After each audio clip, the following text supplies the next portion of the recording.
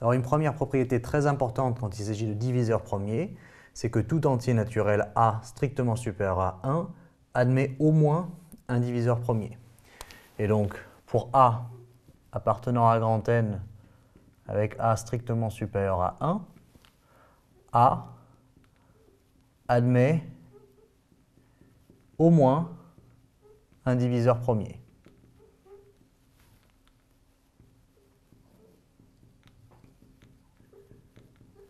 Qui effectivement, si A lui-même est premier, eh bien, le diviseur premier en question, c'est A.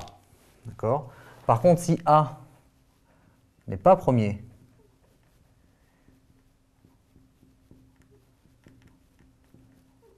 alors à ce moment-là, il admet au moins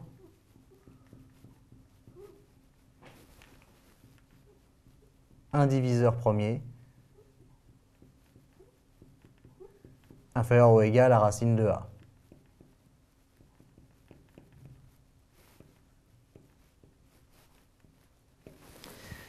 Et ce deuxième résultat, lorsque A est non premier, eh bien, va nous permettre en fait de déterminer une méthode pour dire si un nombre A est premier ou non. On va calculer racine de A et on va regarder les diviseurs inférieurs ou égaux à racine de A. S'il n'admet aucun diviseur premier, à ce moment-là, A est premier. S'il en admet au moins un, eh bien A est non premier. Donc, un point de vue méthode, une méthode intéressante, surtout parce qu'elle limite le travail de recherche qu'il y a à faire, puisqu'on ne va aller que jusqu'à racine de A, plutôt que jusqu'à A. Donc, pour un entier naturel A strictement supérieur à 1, la première chose à faire, c'est de calculer racine de A.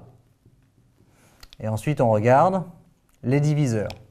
Si on a au moins, si on a un diviseur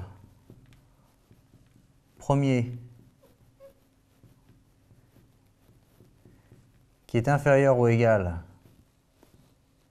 à racine de A, à ce moment-là, A n'est pas premier, puisqu'il admet un diviseur autre que 1 et lui-même. Voilà. Par contre, si ce n'est pas le cas, eh bien A est premier. On peut faire un exemple rapide. Il suffit de prendre A égale 37. Alors racine de A, du coup, c'est un tout petit peu plus que 6, mais enfin c'est 6,08 ou quelque chose comme ça, puisque 6 fois 6, ça fait 36. Et donc on va regarder les diviseurs de 37 qui sont inférieurs ou égaux à 6. Et donc on va trouver que, évidemment, alors 1 divise 37, mais ce n'est pas ça qui nous intéresse, hein, c'est est-ce que 1 n'est pas un premier. Donc est-ce que 2 divise 37? Non, 2 ne divise pas 37. 3 ne divise pas 37.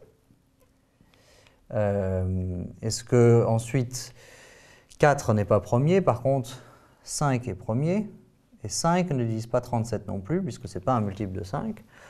Et 6 ne divise certainement pas 37, puisque 6 fois 6, ça fait 36. Et donc, on en conclut qu'il n'y a aucun diviseur premier inférieur ou égal à A, et donc que 37 est bien premier. Et d'ailleurs, on va retrouver ce résultat lorsque l'on va appliquer le crible d'Ératosthène aux 50 premiers entiers. On retrouvera que 37 est un nombre premier. Donc voilà une petite méthode très utile pour déterminer rapidement si un nombre que l'on ne connaît pas de tête est premier ou non.